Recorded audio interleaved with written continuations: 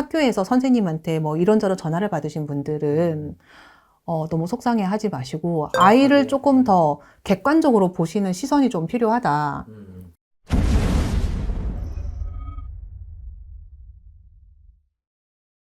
조심스럽다.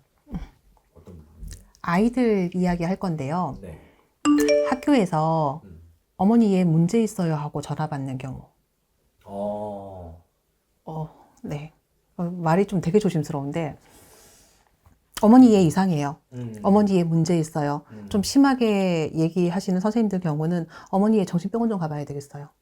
뭐 이런 식으로 얘기를 해요. 어머니 얘 검사 좀 받아봐야겠어요. 얘 때문에 수업이 안 돼요. 얘 때문에 뭐가 안 돼요. 그렇게 학교에서 전화를 받으면 엄마들 억장이 무너져요. 그러겠는데요. 네, 청천벽력이죠. 근데 이 부분에 대해서 얘기를 조금 하고 싶은데 아이가 문제가 있다고 연락이 와서 부모님들이 내 아이가 정말 문제가 있는지를 물어보러 오시는 분들이 제법 많아요. 근데 제가 보면서 느끼는 게 첫 번째 의학적인 문제가 있는 경우, 그러니까 부모님은 모르지만 아이가 경계성에 있거나 네, 의학적인 진단을 받을 수 있는 거, 뭐 ADHD나 네, 여러 가지 의학적인 진단을 받을 수 있는 경우, 그러니까 부모는 인정을 못했고 아니면 부모는 몰랐지만 그런 경우가 문제가 있는 경우는 여기서 백날 물어봤자 소용이 없어요. 의학적으로 문제가 있다고 하고 진단이 나온다고 하니까 병원 가세요라고 얘기를 해요. 큰 병원 가라고 얘기를 하죠. 그런 경우는 제가 해줄 수 있는 게 없어요. 근데 두 번째, 아이가 영재인 경우 그게 나오거든요. 네. 저는 그게 보이더라고요. 아이가 영재야. 그래서 학교의 그 통속적인 생활이나 단체 생활에 아이가 맞지가 않아. 재미가 없어. 얘만 놓고 보면은 학교가 재미가 없어. 선생님은 맨날 시시한 것만 가르쳐. 애들은 재미없어. 내 기준에서는 애들은 바보야. 나는 벌써 이만큼 올라가 있는데 얘는 이렇게 있고. 근데 그 재능이나 영재가 어느 한 특정 부분만 있는 건 아니잖아. 여러 가지 분야에서 있을 수가 있는 건데 그렇게 특출나게 올라오는 애들 같은 경우는 내가 관심 있는 거 빼고는 다른 거는 관심이 없어요. 전혀 없어요. 네. 그럼 선생님 입장에서 얘 문제야, 맞죠? 사실은 선생님들은 이 친구의 이런 특성까지 감안을 하고 봐야 되는 건데, 없으니까 이 친구를 갖다가 그렇게 집에 전화를 하는 거예요. 그럼 엄마한테 저 그렇게 얘기해요. 얘 영재 같은데, 이런 거에 호기심 보이고, 이런 걸로 좋아하는 성격으로 나오고 하는데, 어머니 알고 계시냐고. 알고 있대요. 근데 우리는 그 정도까지는 똑똑한 것 같지는 않은데, 선생님들은 똑똑하다 그래요. 그럼 어떡해? 가서 또 병원 가서 검사 받아야겠죠. 얘 영재인지 아닌지. 그런 경우. 그 다음에 세 번째 같은 경우는 사주 자체가 자유로운 영혼인 경우, 외국계 마인드인 경우. 그러니까 한국 부모 네, 한국 사람인데 이게 사주 자체가 굉장히 개인주의적이고 나이와 상관없이 그 타고나는 성향이라는 게 있거든요. 네. 예, 개인주의라서 내가 놀고 싶으면 놀아야 되고 내가 자고 싶으면 자야 되고 이게 단체 생활이 안 되는 애들이 있어요. 이게 지능이나 이런 문제와 별개로 외국 가야 돼. 흔히 말하는 게 극단적으로 얘기를 하면 그러니까 외국 마인드에 맞는 아이들 경우 이거 우리나라 선생님들 극티인 선생님들 만나면 얘네들 되게 고생해요. 그럼 어떡해? 사실 이런 문제가 들어올 때에는 아이들하고 선생님의 입장에서 보면 아이들이 약자인 거잖아요. 그러면은 이런 이 부딪히는 운이 들어오거든요, 실제로. 들어오면은 아이들이 대놓고 깨져요.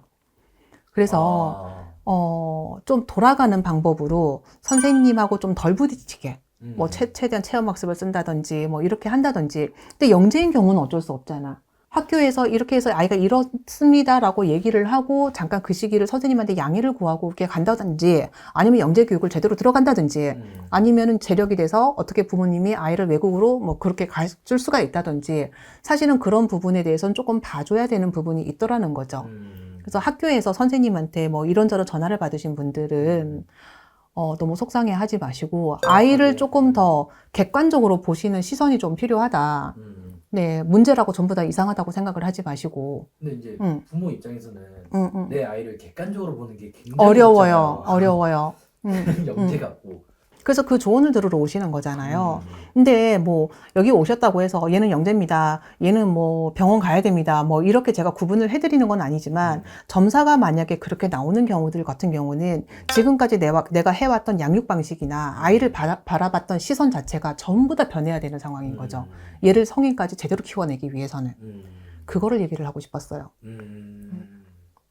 영재 팔자도 있어요, 선생님? 응. 영재 사주? 그러니까 사주를 받을 때 머리가 되게 좋다고 느껴지는 사람들 말고 특별하게 반짝반짝한 머리가 나오는 경우들이 있어요. 뭐 예를 들어 과학 분야, 응.